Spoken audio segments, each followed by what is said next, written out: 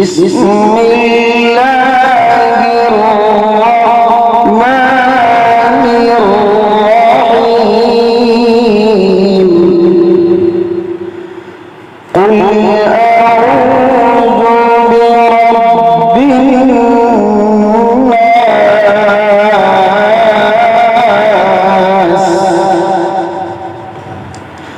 ملك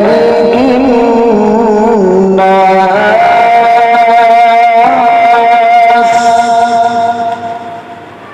إله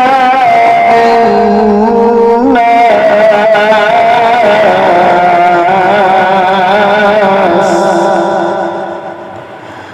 من شر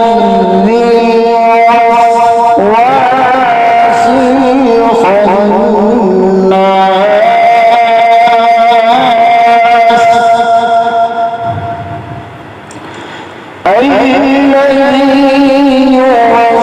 يوسوس في